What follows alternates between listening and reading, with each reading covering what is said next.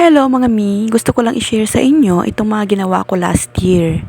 Itong mga ito ay part lang ng ibang mga nagawa ko kasi yung iba, hindi ko na talaga sila na-videohan. Itong mga ito ay ginawa namin para ibenta for a cause. Pinagawa nga ito ng kapatid ng hipag ko kasi yung pinsan nila na hipag ko din ay na-diagnose ng cancer. Breast cancer ngayon at stage 4 na siya and syempre kailangan niya ng madaming pera para sa kanyang mga treatment. Maraming mga treatment ang kanyang kailangan. Kaya itong pinsan niya ay nag-isip talaga ng paraan kung paano siya makakatulong. So ako nga ang kanyang ni-reach out kung pwede akong gumawa ng mga pouches, coin purse, at kung ano-ano pa, mga ponytails, ganyan. Marami kaming ginawa at halos wala na akong kita sa mga ginawa kong to kasi pinalabas ko na lang talaga yung mga expenses na nagamit ko dito.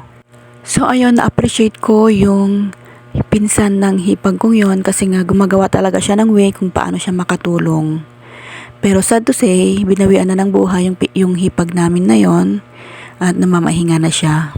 Hindi man ganun kalaki yung kita dito sa mga ginawa ko, pero at least sa small na paraan ay nakatulong.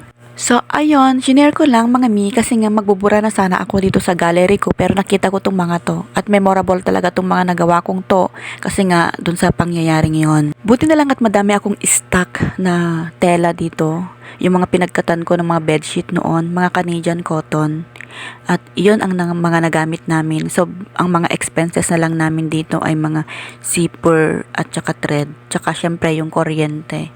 So, yun. Kaya mga mima, kapag may mga small business owners na ganito, small entrepreneurs, suportahan natin. Kasi alam natin na maliit lang yung kinikita sa mga ganito.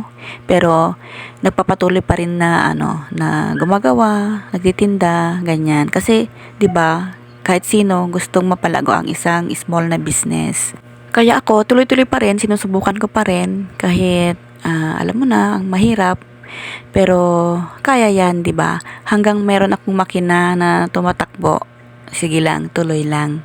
Kasi meron at merong isa na nagtitiwala sa'yo sa mga ginagawa mo. Hanggang may isa dyan na nag-order, okay lang, go lang, huwag mawalan ng pag-asa. Kasi soon talaga lalago din yan. So, yun lang ang ating kwento for today. Please watch and support my small business. And yun, paki-follow, like, share, and subscribe na din dito sa ating page kasi nga, small content creator din tayo. So, yun lang. Maraming salamat po sa lahat. Bye-bye!